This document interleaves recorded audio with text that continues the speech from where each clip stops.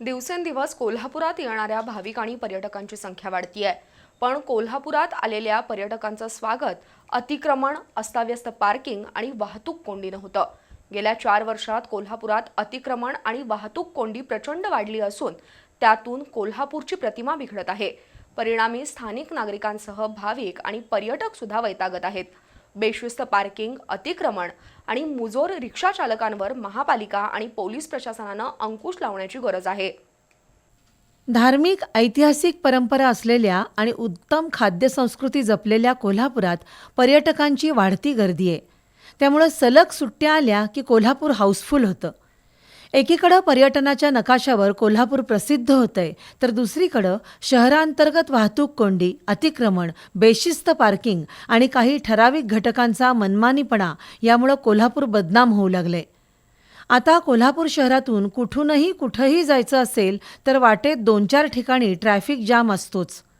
मुळात कोल्हापुरात येणाऱ्या पर्यटकांचं स्वागतच मुळी फेरीवाल्यांच्या अतिक्रमणात, अस्ताव्यस्त पार्किंग आणि रिक्षावाल्यांच्या गर्दीत होतं.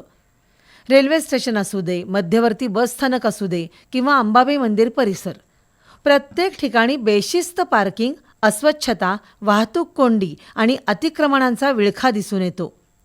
अनेक ठिकाणी रिक्षावाल्यांचा बुलाव डाव सुरू असतो, तर रस्त्यावरच अस्ताव्यस्त पसारा मांडलेल्या फेरीवाल्यांची संख्या वाढतीये. कुणीही उठतो आणि कुठंही फळांचा किंवा खाद्यपदार्थांचा स्टॉल लावतो. त्यात भर म्हणून वडापवाले आपल्या 6 आसनी रिक्षा अस्ताव्यस्त लावतात. राजकीय पक्षांचे स्थानिक नेते अशा अतिक्रमणांना पाठीशी घालतात. त्यामुळं कोल्हापूर दिवसेंदिवस वाहतूक कोंडीचं आणि सौंदर्य बिघडलेलं शहर होण्याची भीती आहे. अशावेळी महानगरपालिका आणि पोलिसांनी परस्परांमध्ये समन्वय ठेवून शहराला शिस्त लावणं गरजेचं आहे. अन्यथा कोल्हापूरच्या पर्यटनावर विपरीत परिणाम होऊ शकतो. इथल्या बेशिस्त कारभाराला वैतागून पर्यटक आणि भाविक कोल्हापूरकडे पाठ फिरवतील अशी भीती आहे.